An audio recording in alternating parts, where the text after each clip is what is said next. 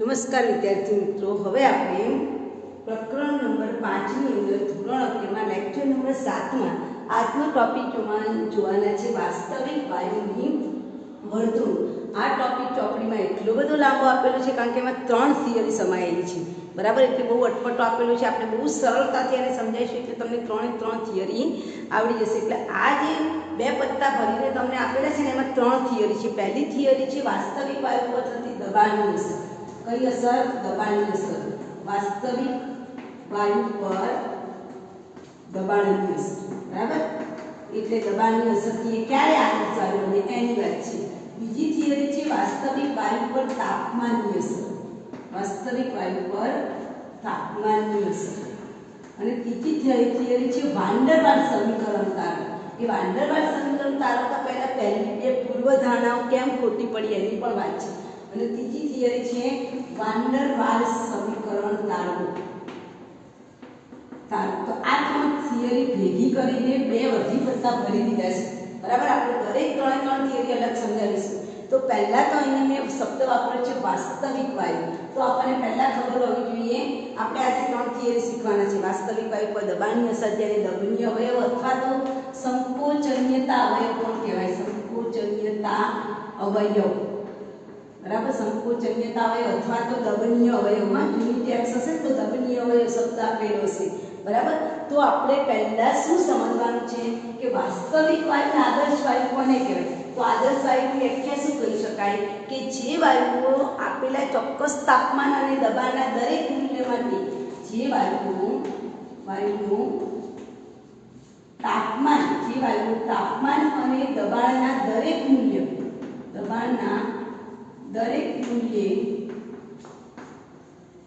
આદર્શ વાયુના સમીકરણનું પાલન કરી, આદર્શ વાયુના સમીકરણને અનુસરે. આદર્શ વાયુ સમીકરણ એટલે Pv બરાબર NRT. હવે આ યાદ રાખવાનું, પૂછું આદર્શ વાયુ સમીકરણ એટલે બધાય શું બોલવાનું? Pv બરાબર NRT. જે વાયુનું તાપમાન અને દબાણના દરેક મૂલ્ય માટે આદર્શ વાયુ સમીકરણને અનુસરે, આદર્શ વાયુ સમીકરણનું પાલન કરે અથવા તો આદર્શ વાયુ સમીકરણને અનુસરે અને વાયુના નિયમો એટલે વાયુ અસ્તવ્યસ્ત ગતિ કરે, વાયુ દબાણ કરે છે, સંકોચન વગેરે સમીકરણને અનુસરે અને વાયુના નિયમોનું પાલન કરે છે તેને આપણે શું કહીશું? આદર્શ વાયુ કહીશું, આઈડિયલ ગેસ. અને આપણે કયો ગેસ કહીશું? Ideal gas. આદર્શ વાયુ કહેવામાં આવે છે. તો બિન આદર્શ વાયુ કોને કહેવાય? આના જેની વ્યાખ્યા. બિન આદર્શ વાયુ એટલે વાસ્તવિક વાયુ. બિન આદર્શ વાયુ એટલે non ideal gas. Non ideal gas નું બીજું નામ શું થાય? Real gas. રિયલ એટલે વાસ્તવિક વાયુ, રિયલ ગેસ, બરાબર. તો આદર્શ વાયુ વ્યાખ્યા આવડે તો બિન આદર્શ ને આવડે કે જે વાયુઓ રાઉલ્ટના નિયમનું પાલન જે વાયુઓ આદર્શ વાયુ સમીકરણને અનુસરે નહીં, વાયુના નિયમનું પાલન ન કરે એને આપણે શું કહીશું? બિન આદર્શ વાયુ કહીશું. આ બિન આદર્શ વાયુને આપણે શું કહીએ છીએ? વાસ્તવિક વાયુ કહીએ છીએ. એનો મતલબ કે આ વાસ્તવિક વાયુ છે કોઈના કોઈ તાપમાને શું બનતા હશે? આદર્શ વાયુ બનતા હશે. એનો મતલબ કે દરેક વાયુ આદર્શ હોતો નથી, પણ ચોક્કસ તાપમાને અને દબાણે, અને ખાસ કરીને કયા દબાણે? નીચા દબાણે અને ઊંચા તાપમાને. શબ્દ સાંભળ્યો, આપણે સમજાવવાના છે. નીચા દબાણે અને ઊંચા તાપમાને આ વાસ્તવિક વાયુ, નીચા દબાણે અને ઊંચા તાપમાને મારો વાસ્તવિક વાયુ કયા વાયુ તરીકે વર્તે છે? આદર્શ વાયુ. પછી પાછું એનામાં શું થઈ જશે? વિચલન. એટલે આનું બીજું નામ શું આપ્યું છે? આદર્શ વાયુમાં થતું વિચલન. એટલે બધા વાસ્તવિક વાયુ આદર્શ વાયુ નથી, પણ આ વાસ્તવિક વાયુ ચોક્કસ દબાણે ચોક્કસ તાપમાને શું બને છે? આદર્શ વાયુ બને છે. તો હવે આપણે પહેલી થિયરી જોવાના છે વાસ્તવિક વાયુ પર દબાણની અસર. આ બે વ્યાખ્યા તમે લખી નાખી. હવે આપણે એના પછી જોવાના છે વાસ્તવિક વાયુ પર દબાણની અસર. તો પહેલી થિયરી આપણે જોઈએ કે વાસ્તવિક વાયુ પર દબાણની અસર. કોની અસર? દબાણની અસર. વાસ્તવિક વાયુ પર દબાણની અસર, જેને દબનીય અવયવ તરીકે પણ પરીક્ષામાં પૂછાય. દબનીય અવયવ અથવા તો બીજું નામ છે સંકોચનીયતા અવયવ. સંકોચનીયતા અવયવ Z, બરાબર. આનું બે નામ યાદ રાખીશું. નવી ચોપડીમાં એને સંકોચનીયતા અવયવ કીધું છે, એટલે સંકોચનીયતા અવયવ પણ પૂછી શકાય. તો પહેલું વાક્ય શું લખીશું? કે વાસ્તવિક વાયુ પર આદર્શ વાયુના વિચલનનો અભ્યાસ પીવી ભાગ્યા એનઆરટી વિરુદ્ધ પીનો આલેખ દોરીને કરી શકાય છે. એટલે પહેલું વાક્ય આપણે યાદ રાખીશું કે વાસ્તવિક વાયુ પર જો મારે આદર્શ વાયુની વર્તણૂક સમજવી હોય, વાસ્તવિક વાયુ ક્યારે આદર્શ વાયુ બને છે, તો વાસ્તવિક વાયુ પર આદર્શ વાયુની વર્તણૂક, વાસ્તવિક વાયુ પર આદર્શ વાયુના વર્તણૂકથી શું ફેરફાર થાય છે એના અભ્યાસ કરવા માટે પીવી ભાગ્યા એનઆરટી વિરુદ્ધ પીનો આલેખ પૂરવામાં આવે છે. એમાં જે પીવી ભાગ્યા એનઆરટી છે એ પીવી ભાગ્યા એનઆરટી ને શું કહેવાય છે? દબનીય અવયવ અથવા તો શું કહેવાય? સંકોચનીયતા અવયવ કહેવાય છે. અને આ સંકોચનીયતા અને તેની સંજ્ઞા કઈ છે? z છે. અને આ સંકોચનીયતા અવયવની સંજ્ઞા કઈ છે? z છે. જ્યારે z = 1 હશે, ત્રીજો મુદ્દો, z = 1 હોય છે ત્યારે વાસ્તવિક વાયુ શું બને છે? આદર્શ વાયુ બને છે. વાસ્તવિક વાયુ એ આદર્શ વાયુ બને છે. એટલે કે પીવી ભાગ્યા એનઆરટી = 1. ત્યારબાદ પીવી ભાગ્યા એનઆરટી = 1. ત્યારબાદ શું થાય? પીવી બરાબર એનઆરટી. એટલે જ્યારે તમને z = 1 હોય ત્યારે વાસ્તવિક વાયુ કેવો વાયુ તરીકે વર્તે? આદર્શ વાયુ તરીકે વર્તે છે. પરંતુ જ્યારે z <1 કે greater than 1, z < 1 અથવા તો z greater than 1 હોય ત્યારે PV is not equal to nRT. આ વાસ્તવિક વાયુ આદર્શ વાયુ બનતો નથી. તેમાં શું જોવા મળે છે? વિચલન જોવા મળે છે. બરાબર. હવે આપણે આલેખ જોઈશું એટલે આ વસ્તુ તમને સમજ પડશે. મેં જે લખી છે આલેખમાં તમારે જોવાનું છે કે PV ભાગ્યા nRT એને આપણે z કહીશું. PV ભાગ્યા nRT = z. એટલે આ બાજુની સંકોચનીયતા અવયવ દોરેલો છે અને PV ભાગ્યા nRT કોનો આલેખ દોર્યો છે? p નો આલેખ દોર્યો છે. તો અહીં હું લખું છું p લખું છું. અહીંયા એક રેખા દોરવાની છે જેનું મૂલ્ય છે z બરાબર 1. એનાથી નીચેનાનું મૂલ્ય હશે તો 1.5. બરાબર. એનું નીચેનું મૂલ્ય છે તો 0.5. ખ્યાલ આવે છે? 0. એનાથી ઉપરનું મૂલ્ય હશે તો 1.5 અને અહીંયા 2. સમજાય છે? બરાબર. વચ્ચે કઈ રેખા છે? z. z ની નીચે છે એ શું છે? 0.5. ઉપર છે 1.5. એનો મતલબ કે ઉપરનો ભાગ શું કહેવાય? 1 કરતા વધારે છે. z is greater than 1 છે. નીચેનો ભાગ શું છે? z is less than 1. because z એટલે શું છે? 1 છે. બરાબર. આ જે વચ્ચેનો મેં આ લીટી દોરી છે એ કયા આગળની દોરી છે? 1 આગળની. અને z is equal to 1 હોય ત્યારે શું થશે? PV બરાબર nRT થશે. બરાબર. અહીં હું બે વાયુ દોરું છું. પહેલા વાયુ લઉં છું હાઇડ્રોજન H2 વાયુ અને બીજો વાયુ લઉં છું હિલિયમ વાયુ. જોજો આ મારો હિલિયમ વાયુ. બાકી 3 આ વાયુ લઉં છું કાર્બન મોનોક્સાઇડ. અલગથી બતાવું કારણ કે મિક્સ થઈ જશે એટલે આપણે અલગથી એને બતાવીએ છીએ. બરાબર. અહીંયા આપણે આ જે છે એ આપણે CO2 વાયુ લઈએ. બરાબર. ઉપર લખું છું CO2. બરાબર. પછી આ જે લીધું એ મિથેન વાયુ લીધું. બરાબર. જોજો બરાબર. વળી પાછો અહીંથી આવ્યો કે N2 વાયુ. બરાબર. દેખાય છે? બરાબર. ઓકે. થોડીક આ રેખાને નીચે લઈ જઈએ એટલે દોરતા આપણને ફાવે. બરાબર. ચાલો કે આપી છે મને. બરાબર. ચાલો આપણે આ 3 એક N2 વાયુ, એક CO2 વાયુ અને એક મિથેન વાયુ 3 વક્રો મેં દોરેલા છે. પહેલો વક્ર દોર્યો છે N2 વાયુનો, બીજો વક્ર દોર્યો છે મિથેન અને ત્રીજો વક્ર દોરેલો છે CO2. સમજાય છે? 3 મેં દોરેલા છે. બરાબર. ચાલો હવે અહીં તમને મેં આકૃતિ દોરી છે. પહેલા આપણે શું લખ્યું કે PV ભાગ્યા nRT કોનો આલેખ દોર્યો એ સમજવામાં આવે છે. p નો આલેખ દોર્યો. જેમાં PV ભાગ્યા nRT ના ભાગને આપણે શું કહીશું? સંકોચનીયતા અવયવ કહેવામાં આવે છે. જેની સંજ્ઞા કઈ છે? z છે. અહીં આકૃતિ દોરેલી છે. તમે જુઓ જ્યારે z = 1 એટલે મેં z = 1 બતાવ્યું છે. જ્યારે તમારો વાયુ અહીંયા આવશે ને, આ તમને ડ્રોપ બતાવું છું, એ ડ્રોપ આગળ આવશે ને ત્યારે કેવો વાયુ બની જશે? આદર્શ આદર્શ વાયુ બની જશે, બરાબર। તો એ તાપમાને કેવો બનશે? આદર્શ વાયુ બનશે। જ્યારે z is greater than 1 અથવા તો less than 1 પોઝિશન હોય ત્યારે PV is not equal to nRT એટલે કે વાસ્તવિક વાયુ આદર્શ વાયુ બનતો નથી, પણ એમાં શું જોવા મળે છે? વિચલન જોવા મળે છે। તો પહેલા આપણે સમજીએ ધન વિચલન, z is greater than 1।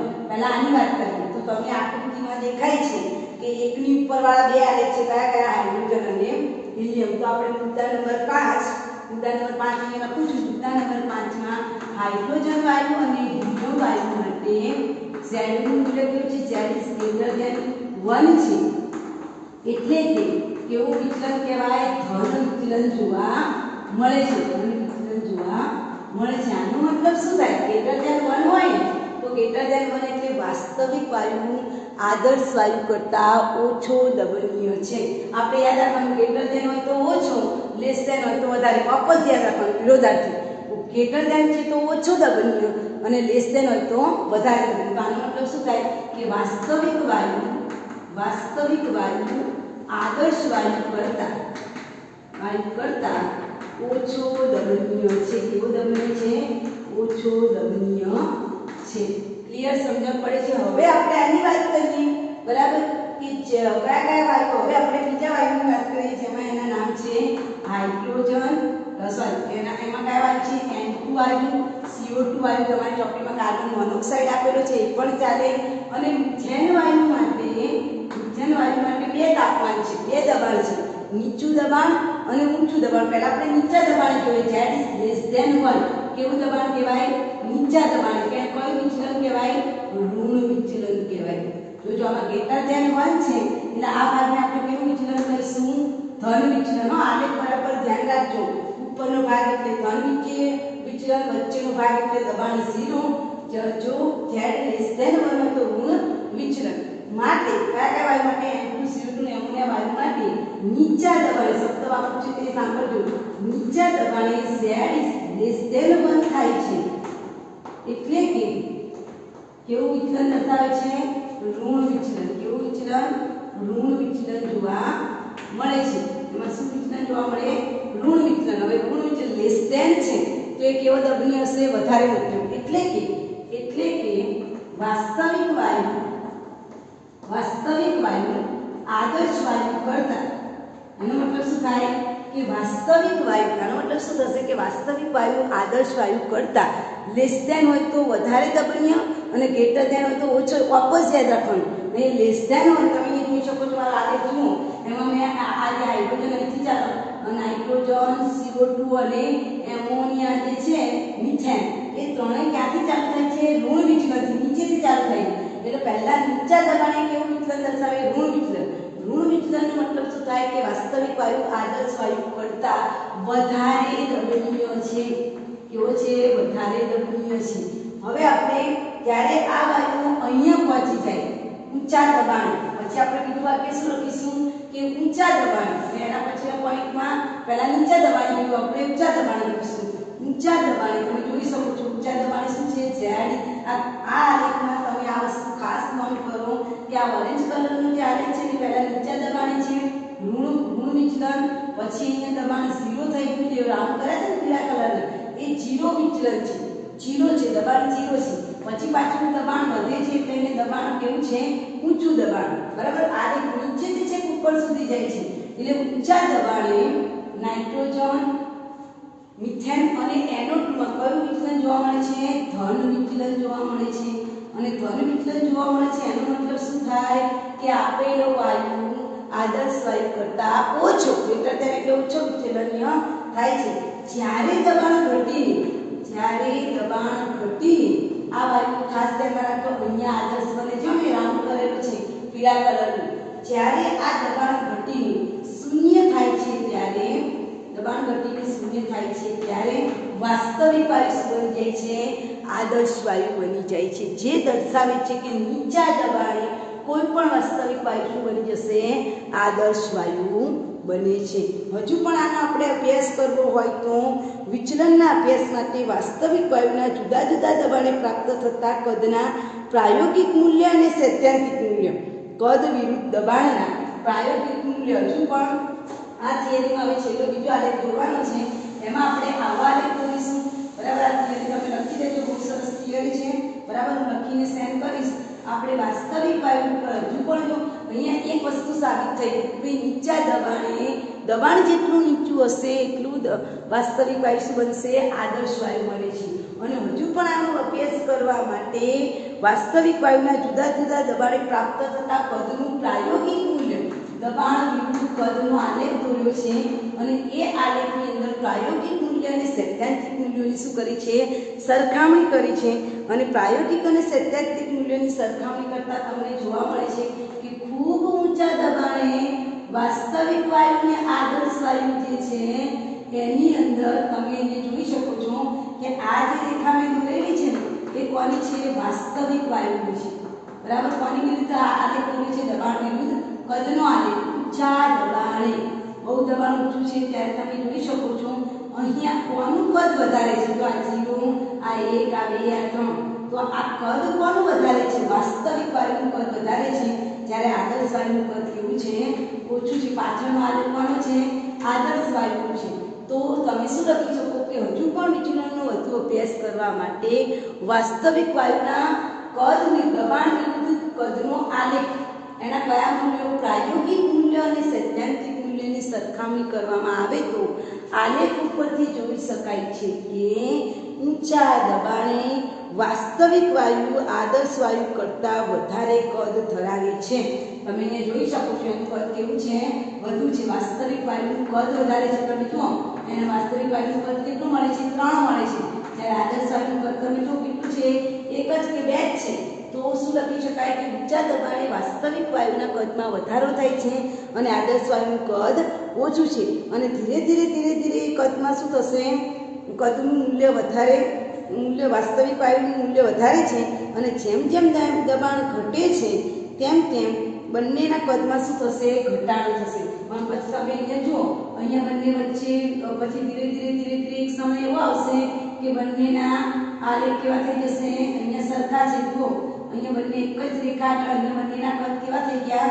સરખા થઈ ગયા. વળી પાછળમાં શું જોવા મળશે? વિચલન જોવા મળશે. આ રેખા ફરીથી દોરું છું, અહીંથી આમ જાય છે, બરાબર. એવી રીતે અહીંયા પણ આ પદાર્થ અહીંયા આવી અને આમ જતું જોવા મળે છે. તો અહીંયા તમે જો એક સમય એવો આવે છે કે આદર્શ વાયુ શું બની જશે? વાસ્તવિક વાયુ શું બની જશે?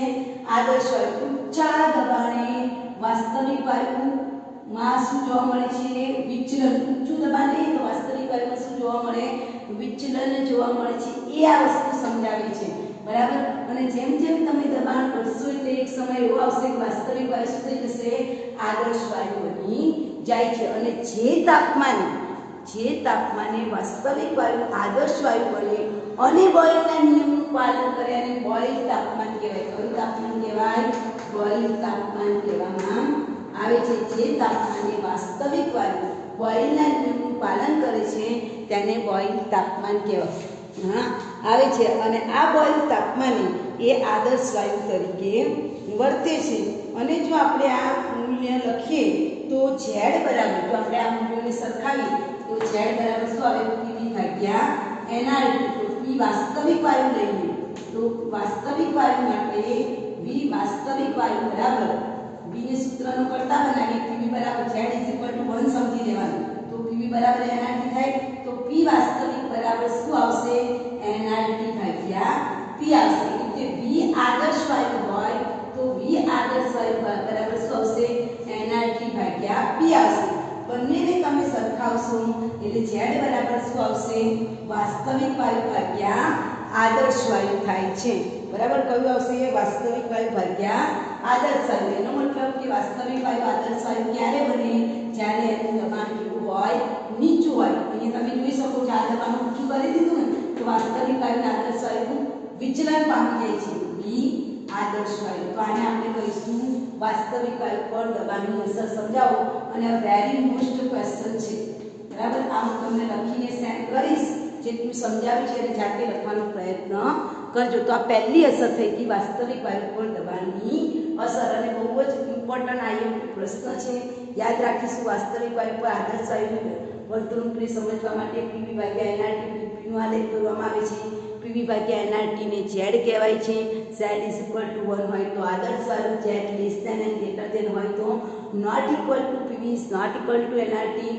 હાઇડ્રોજન હીલિયમ માટે ઝેડ ઇઝ ગ્રેટર ધેન 1 છે, જ્યારે N2 CO2 મિથેન જેવા વાયુ માટે લેસ ધેન 1 પણ છે. નીચા તાપમાને લેસ ધેન 1, ઊંચા તાપમાને ગ્રેટર ધેન 1. જ્યારે દબાણ શૂન્ય થાય, ખાસ સાંભળજો, જ્યારે દબાણ શૂન્ય થાય ત્યારે વાસ્તવિક વાયુ આદર્શ વાયુ બને છે. અને આના અંતે આપણે જો આને તાપમાન દોરવાનું છે, જેમાં આપણે બોઇલ તાપમાનની વાત કરવાની છે કે પદ વિરુદ્ધ. તો જો દબાણનો આલેખ દોરવામાં આવે અથવા તો દબાણ વિરુદ્ધ પદનો આલેખ દોરવામાં આવે તો તમે જોઈ શકો છો કે ઊંચા દબાણે એમાં શું જોવા મળે છે? વિચલન જોવા મળે છે. તો આ પહેલી થિયરી થઈ ગઈ વાસ્તવિક વાયુ પર દબાણની અસર. હવે આપણે વાસ્તવિક વાયુ પર તાપમાનની અસર જોવાના છીએ, બરાબર? વાસ્તવિક વાયુ પર કોની અસર જોઈશું? તાપમાનની અસર. હવે આ તાપમાનની અસરને સમજવા માટે આપણે આલેખ દોરવાનું છે. દબાણ વિરુદ્ધ પદનો આલેખ દોરીશું અને એમાં તમે જોઈ શકશો કે જેમ જેમ તાપમાન વધારીશું ને એમાં નાઇટ્રોજન વાયુ માટે પ્રયોગ કરેલો છે. હવે આપણે બીજી થિયરી જોઈશું વાસ્તવિક વાયુ પર તાપમાનની અસર. કોની અસર? તાપમાનની અસર.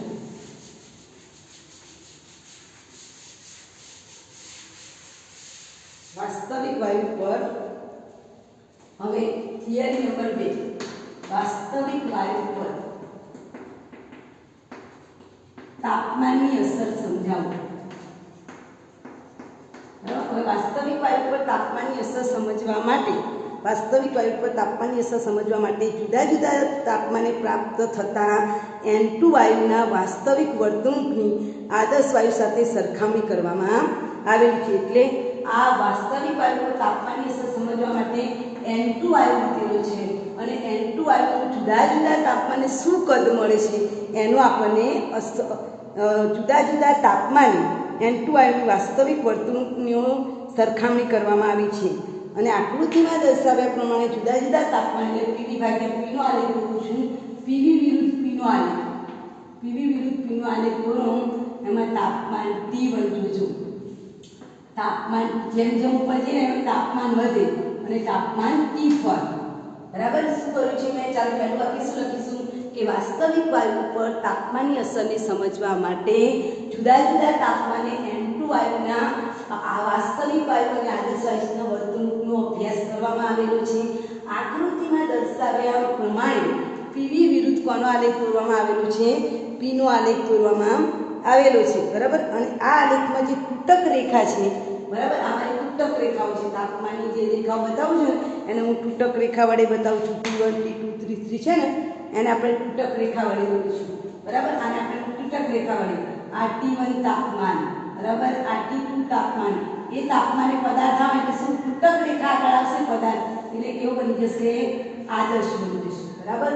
આ તાપમાને એનામાં વક્રનો ભાગ આવડો મોટો છે, આ તાપમાને વક્રનો ભાગ થોડો ઘટી, આ તાપમાને એના કરતાં પણ ઓછો, આ તાપમાને આવો થઈ છે. તો તમે અહીંયા આલેખ ઉપરથી ઓબ્ઝર્વેશન કરો, શું તમને જોવા મળે છે? તો સૌ પ્રથમ તમે આકૃતિમાં દર્શાવ્યા પ્રમાણે જેમ જેમ તાપમાન વધે છે, આ 100 છે, આ 200 છે, આ 300 છે, આ 400 છે, કે જેમ જેમ તાપમાન વધે છે તેમ તેમાં વક્રનો ભાગ તમે જુઓ, વક્રના ભાગમાં શું થતું જોવા મળે છે? ઘટાડો થતો જોવા મળે.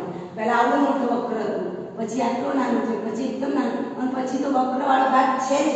ધેટ મીન્સ કે આ તાપમાને શું બની ગયું છે? આદર્શ વાયુ બની ગયું છે.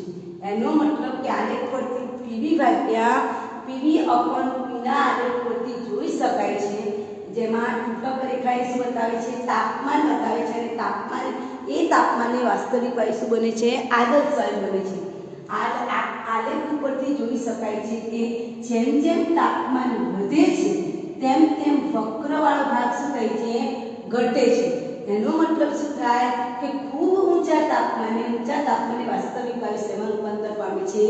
આદર્શ વાયુમાં રૂપાંતર પામે છે. આપણે જોઈ શકીએ છીએ કે જેમ જેમ તાપમાન વધે છે એમ આલેખના વક્ર ભાગનો ઊંડાણનો ભાગ ઘટે છે. એટલે કે તાપમાન વધતા વાસ્તવિક વાયુ આદર્શ વાયુ બને છે. અને ચોક્કસ તાપમાને અને દબાણે દેખીતા ગાળામાં આલેખનો ભાગ એકદમ ન્યૂનતમ થઈ જાય છે અને છેવટે સીધી રેખા મળે છે. જે ચોક્કસ તાપમાને N2 વાયુ આદર્શ વાયુનું વર્તણૂક દર્શાવે છે। જે ચોક્કસ આ તાપમાન તમે જુઓ, આ તાપમાન મેં દોર્યું છે, અહીંયા કોઈ વક્રનો ભાગ જ નથી। જે તાપમાને આદર્શ વાસ્તવિક વાયુ આદર્શ વાયુ તરીકે વર્તે છે તે તાપમાને એ બોઇલના નિયમનું પાલન કરે છે, માટે આ તાપમાનને બોઇલ તાપમાન પણ કહેવામાં આવે છે। N2 વાયુ બોઇલ તાપમાન પરીક્ષામાં પૂછાય તો 332 કેલ્વિન છે અને હાઇડ્રોજન વાયુનું બોઇલ તાપમાન એટલે શું? ફરીથી કહું, વાસ્તવિક વાયુ શું બની ગયો હશે? આદર્શ વાયુ। અને વાયુના કયા નિયમનું, વાયુના નિયમો છે બોઇલનો નિયમ, ચાર્લ્સનો નિયમ, તો કયા નિયમનું પાલન કરે? બોઇલના નિયમનું પાલન કરે છે। તે એને આપણે શું કહીશું? 108 ડિગ્રી, એને આપણે શું કહીશું? તાપમાનની અસર। એટલે આ બે વસ્તુ, આ બે થિયરી, આ થિયરી એકદમ નાની છે એટલે આમાંથી આપણને તાપમાનની અસર ઓછી પૂછાય, પણ એમાંથી તમને વ્યાખ્યા પૂછાય કે બોઇલ તાપમાન એટલે શું? તો જે ચોક્કસ તાપમાને અને દબાણે વાસ્તવિક વાયુ શું બની જાય? આદર્શ વાયુ બની જાય અને કયા નિયમનું પાલન કરે? બોઇલના નિયમનું પાલન કરે છે, એને બોઇલ તાપમાન કહેવામાં આવે છે। અને નાઇટ્રોજનનું બોઇલ તાપમાન કેટલું છે? 332 ડિગ્રી કેલ્વિન। હાઇડ્રોજનનું બોઇલ તાપમાન કેટલું છે? 108 ડિગ્રી કેલ્વિન તાપમાન છે। તો આ રીતે આપણને સમજ પડે છે કે ભાઈ વાસ્તવિક વાયુ ક્યારે આદર્શ વાયુ બને? પહેલી થિયરી પરથી ખબર પડી કે નીચા દબાણે બને, નીચા દબાણે બને અને ઊંચા તાપમાન, તમે જોઈએ તાપમાન વધારે કર્યું ને ત્યારે કેવો બન્યો? આદર્શ વાયુ બન્યો। એટલે આ બે થિયરી પરથી આપણે શું કહી શકીએ કે વાસ્તવિક વાયુ નીચા દબાણે અને ઊંચા તાપમાને આદર્શ વાયુ બને છે। તો આ આપણી બીજી થિયરી પૂરી થઈ કે વાસ્તવિક વાયુ પર તાપમાનની અસર સમજાવો। હવે આપણે ત્રીજી થિયરી, જેમાં આપણે શું તારવવાનું છે? વાન ડર વાલ્સ સમીકરણ તારવવાનું છે। આ વાન ડર વાલ્સ સમીકરણ તારવતા પહેલા વાન ડર વાલ્સ સમીકરણ આ વાન ડર વાલ્સ સમીકરણને તારવતા પહેલા આપણે વાયુની જે બે અભિધારણાઓ છે કે નીચા દબાણે અને ઊંચા તાપમાને વાસ્તવિક વાયુ આદર્શ વાયુ બની જાય, શું એવી ઘટના છે અને એના સિવાયના તાપમાને કેમ નથી બનતો?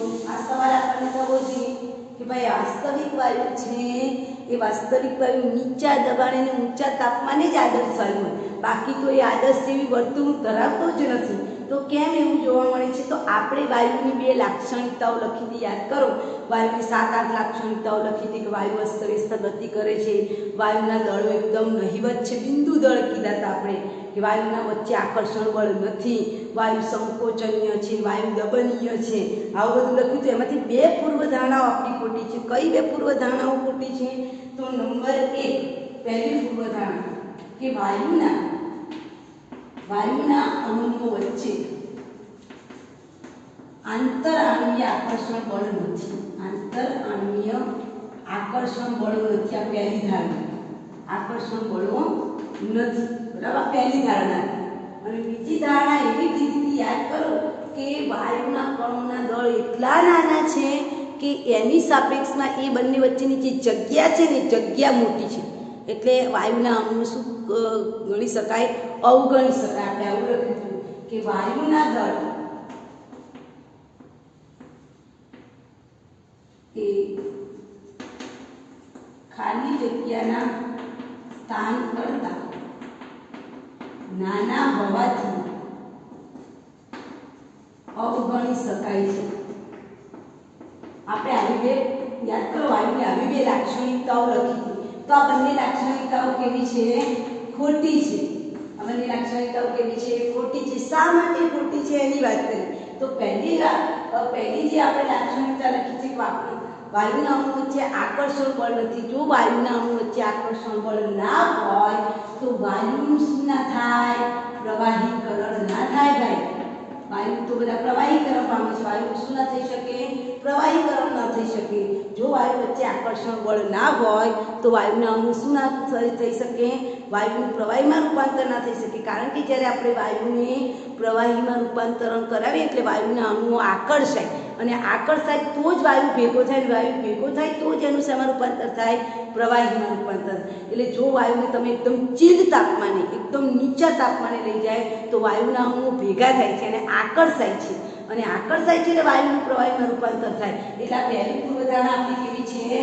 ખોટી છે કે ભાઈ વાયુના અણુ વચ્ચે આકર્ષણ નથી। આકર્ષણ છે, કારણ કે ખૂબ નીચું તાપમાન લઈ જાઓ તો ખૂબ નીચા તાપમાને વાયુઓ સંકોચાઈને ભેગા થાય છે, અને ભેગા થાય છે એટલે એમના વચ્ચે શું થાય?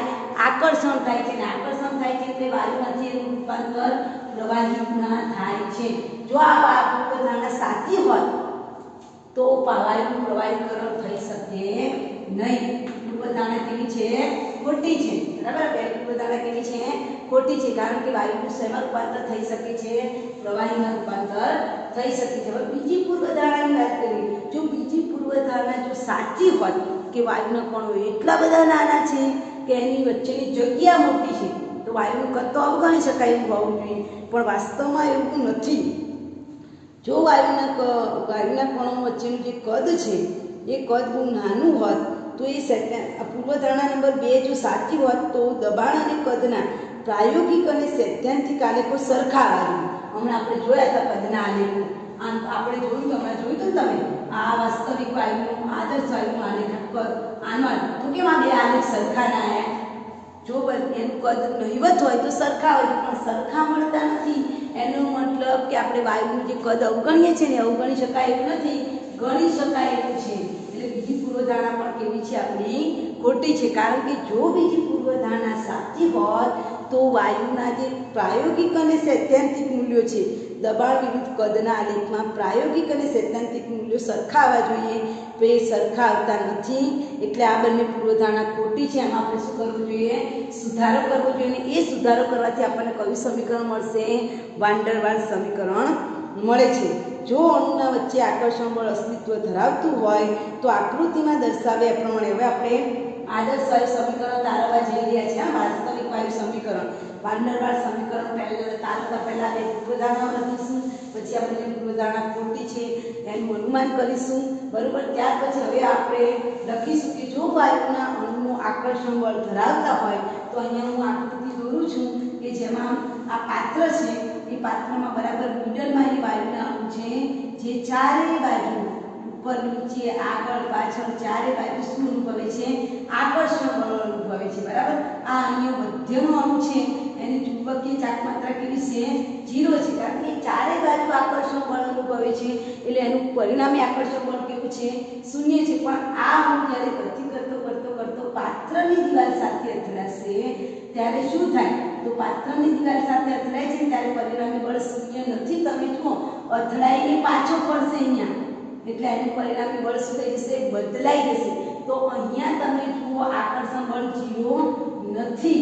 અહીંયા માત્ર એક તરફ ખેંચાતા અણુઓનું બળ છે. તમે જોઈ શકો છો કે બરાબર વાયુને બીકરમાં ભરેલો છે તો બરાબર મધ્યના વાયુ છે એ ચારે બાજુ આકર્ષણ કરે, એટલે મધ્યના વાયુનું આકર્ષણ બળ 0 છે એટલે આપણે અવગણી શકીએ કે ભાઈ અવગણી શકાય એવું છે. પણ જ્યારે એ ગતિ કરતો પાત્રની દિવાલ સાથે અથડાય, એટલે અથડાઈ પછી પાછો ફરે છે, સ્થિતિસ્થાપક ગુણધર્મ છે, તો અથડાય છે ત્યારે એનામાં આકર્ષણ બળ છે, ત્યારે એ અથડાય છે. એટલે આ અણુ જ્યારે પાત્રની દિવાલ તરફ જશે અને દિવાલ સાથે અથડાવાની તૈયારીમાં હશે ત્યારે, દિવાલના સંપર્કમાં આવવાની તૈયારીમાં હશે ત્યારે આકૃતિમાં દર્શાવ્યા મુજબ એક બાજુના અણુનું પરિણામી આકર્ષણ બળ 0 હોતું નથી અને દિવાલથી વિરુદ્ધ દિશામાં એને ખેંચાવવાનો પ્રયત્ન કરે છે. એટલે ટૂંકમાં મારો કહેવાનો મતલબ એવો છે કે મધ્યના અણુનું આકર્ષણ બળ 0 છે, પણ જે પાત્રની દિવાલ સાથે અથડાતા અણુ છે ને એનું આકર્ષણ બળ 0 નથી. એની આપણે ગણતરીમાં લેવું પડે. એટલે આપણે પહેલું વાક્ય લખ્યું હતું કે આકર્ષણ બળ ધરાવતા નથી, એટલે આકર્ષણ બળ છે ક્યાં આગળ? પાત્રની દિવાલ સાથે અથડાય છે ને ત્યાં આગળ આકર્ષણ બળો ગણતરીમાં લેવા પડે. આમ અંદર ખેંચતું આકર્ષણ બળ અણુને દિવાલ સાથેની અથડામણમાં અવરોધ ઉત્પન્ન કરે છે. તેથી માપવામાં આવતું વાસ્તવિક દબાણ અને આદર્શ વાયુના દબાણ કરતાં ઓછું જોવા મળે છે. તમે જો અહીંયા એનું દબાણ જે છે, આપણે અહીંયા મધ્યનો અણુ છે એનું આકર્ષણ બળ 0 છે. હવે આનું ગતિ કરતો પાત્રની દિવાલ સાથે અથડાય છે અને અથડાઈને પાછો ફરે છે વિરુદ્ધ દિશામાં, એટલે એનામાં શું હોવું જોઈએ? દબાણ. એનું દબાણ બદલાઈ જશે. તો અહીંયા આપણે જે માપેલું દબાણ છે એ માપેલા દબાણ કરતાં વાસ્તવિક દબાણમાં શું જોવા મળશે? ફેરફાર જોવા મળે છે. કારણ કે દિવાલ સાથે અથડાઈ અને પાછો ફરે એટલે અવરોધ ઉત્પન્ન થાય, એટલે માપવામાં આવતું વાસ્તવિક દબાણ એ આદર્શ દબાણ કરતાં કેવું હોય છે? ઓછું હોય છે. તેથી આદર્શ વાયુ સમીકરણના પીમાં આપણે સુધારો કરવો જોઈએ. આપણને પહેલાં મને લખી દઉં છું આદર્શ વાયુ સમીકરણ શું છે? પીવી બરાબર NiT છે. તો મારે કયા ફેક્ટરમાં સુધારો કરવો પડે? પીના ફેક્ટરમાં.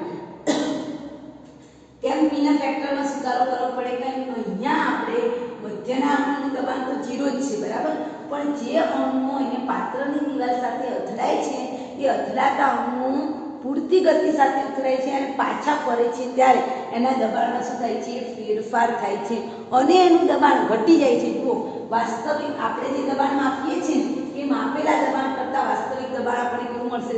ધારો કે તમે 212 દબાણ માપ્યું છે તો 212 ની જગ્યાએ તમને કેટલા જવાબ મળે? 112 દબાણ. તો 100 નો ઘટાડો કેમ મળે? કારણ કે દબાણમાં અથડાઈને પાછા ફરે છે એટલે એના દબાણમાં શું થાય?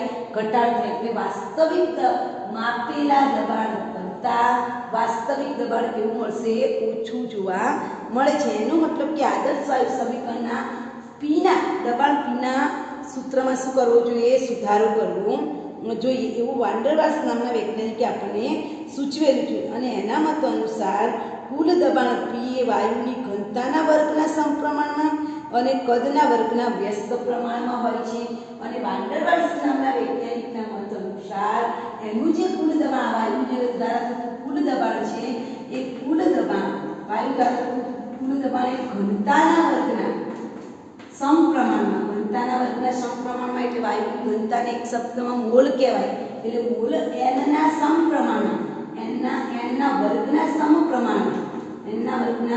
સમપ્રમાણમાં જ્યારે કુલ દબાણ ઘનતાના વર્ગના સમપ્રમાણમાં છે અને કદના વર્ગના વ્યસ્ત પ્રમાણમાં છે, અને કદના વર્ગના વ્યસ્ત પ્રમાણમાં હોય છે. એનો મતલબ શું થાય કે કુલ દબાણ બરાબર શું લખી શકાય?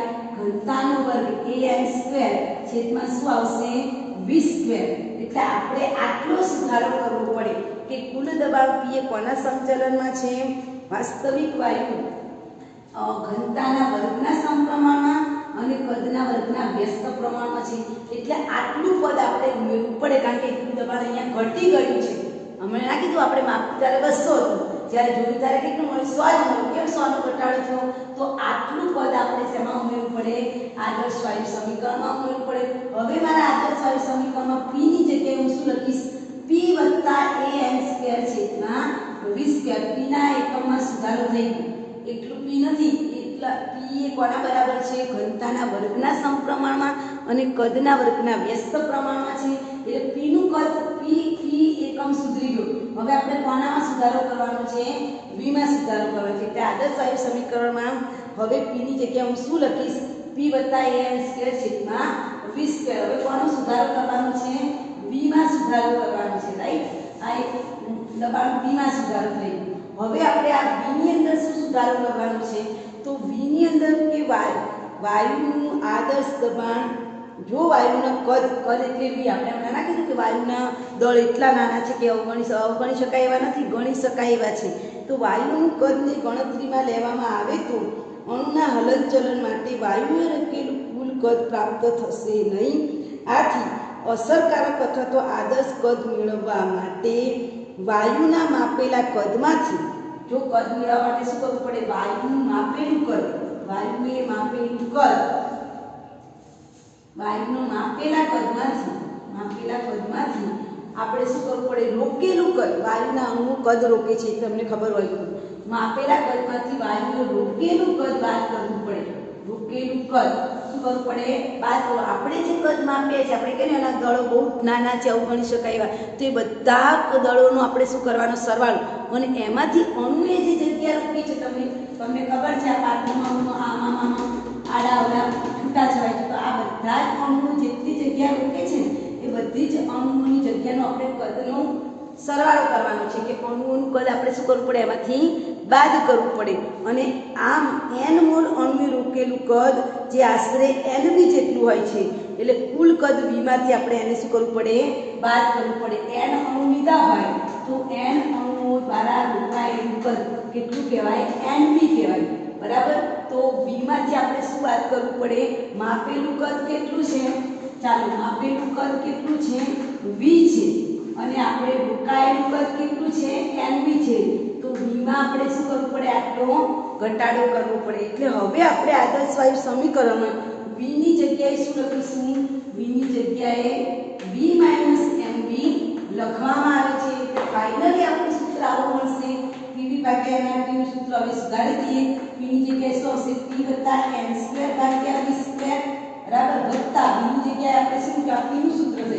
v ની જગ્યાએ શું મૂકીશું? v માઈનસ nv મૂકીશું બરાબર nRT, જેને વાન ડર વાલ્સ સમીકરણ કહેવામાં આવે છે. આ સમીકરણને આપણે સરસ મજાનું અહીંયા લખીશું કે દબાણ p માં આપણે સુધારો કર્યો છે. pv બરાબર nRT ના સૂત્રમાં સુધારો કરવાથી આપણને વાન ડર વાલ્સ સમીકરણ મળે છે. આ વાન ડર વાલ્સ સમીકરણની અંદર p ની જગ્યાએ આપણે શું લખીશું? p an સ્ક્વેર છેદમાં v સ્ક્વેર એટલો સુધારો કર્યો. v ની જગ્યાએ આપણે શું સુધારો કર્યો? v nv કર્યો અને બરાબર nRT. તો આ જે સમીકરણ મેં તમારી સામે દોરેલું છે p an સ્ક્વેર છેદમાં v સ્ક્વેર કૌંસમાં v nv બરાબર nRT. આ સમીકરણને શું કહેવાય છે? વાન ડર વાલ્સ સમીકરણ. અને આ સમીકરણ તારવવાનું પરીક્ષામાં તમને પૂછી શકાય બરાબર. તો વાન ડર વાલ્સ સમીકરણ તારવા માટે પહેલા બે પૂર્વધારણાઓ લખીશું કે ભાઈ આકર્ષણ બળો નથી. નંબર 2 બિંદુ દળો છે. બધી બંને પૂર્વધારણા આપણે ખોટી પાડવાની. પછી આપણે આ વસ્તુ દોરવાની કે મધ્યના અંકનું આકર્ષણ બળ 0 છે, પણ પાતળની દિવાલ સાથે જે અણુ બદલાય છે એમાં આકર્ષણ બળ છે. અને આકર્ષણ બળના કારણે દબાણમાં શું થશે? ફેરફાર થાય છે. કેટલો ફેરફાર થાય છે? ઘનતાના વર્ગના સમપ્રમાણ જેટલો અને કદના વર્ગના વ્યસ્ત પ્રમાણ જેટલો. એટલે દબાણનું સૂત્ર સુધરી ગયું. હવે આદર્શ વાયુમાં બીના પદમાં સુધારો કરવો છે. તો વાયુએ રોકેલું કદ, માપેલા કદમાંથી આપણે શું કરવાનું છે? બાદ કરવાનું છે. માપેલું કદ v છે અને વાયુ દ્વારા રોકાયેલું કદ કેવું છે? nv છે. તો v ના સૂત્રમાં શું થશે? v nv. હવે બંનેને આપણે મૂકી દઈએ તો આ સમીકરણને આપણે શું કહીશું? વાન ડર વાલ્સ સમીકરણ કહેવામાં આવે છે. જ્યાં a અને b અચળાંક છે અને એને વાન ડર વાલ્સ અચળાંકો પણ કહેવામાં આવે છે. ab ના મૂલ્યો એ વાયુની લાક્ષણિકતાઓ ઉપર આધાર રાખે છે. તો આ તમારું થઈ ગયું વાન ડર વાલ્સ સમીકરણ. આવતીકાલે આપણે વાયુના પ્રવાહીકરણનો આલેખ સમજીશું. તો આ થિયરી આપણે પહેલી બે અગત્યની થિયરી તૈયાર કરવાની. વાયુ વાસ્તવિક વાયુ પર દબાણની અસર સમજાવો, વેરી મોસ્ટ. એના પછી સેકન્ડ થિયરી વાન ડર વાલ્સ સમીકરણ તારો. તાપમાનની અસર આપણને પૂછાતી નથી. ઓકે.